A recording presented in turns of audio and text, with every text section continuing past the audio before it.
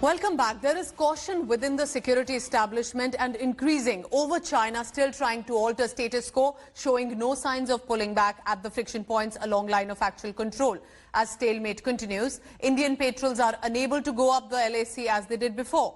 After 4 rounds of talks at the co-commander level meeting, the disengagement got stalled. India and Chinese troops are separated only by meters in few friction areas.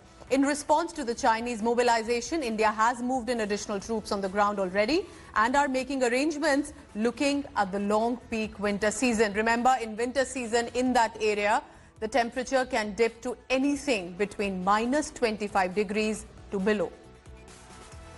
So that's the big news coming in. Remember, for the past few weeks since the month of June, there have been high-level meetings of military commanders as well to ensure that there is a pullback. At least there is some semblance of peace, at least at the line of actual control, at least on different finger points and the friction areas. However, it seems China is playing dirty tricks again, and that is why many defense experts earlier also had mentioned to not take China on face value and ensure that the ground situation is constantly verified for any update coming in on what precisely is China's decision.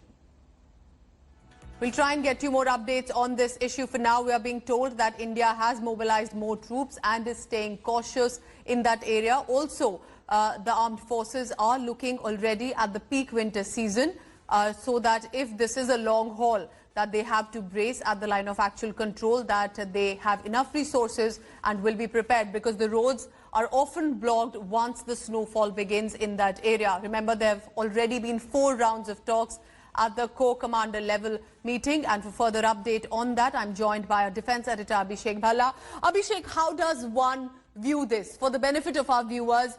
Initially, we were told there is disengagement taking place, and then now it has been stalled. There is again some anxiety and caution.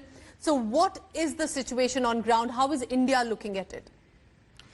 Pooja, the initial disengagement that took place now is being viewed only as a token withdrawal by the Chinese. Yes. As far as the situation is concerned in some of the friction areas like Pangong Lake and the Gogra Post, which is Patrol Point 17A, nothing much has changed for a fortnight now.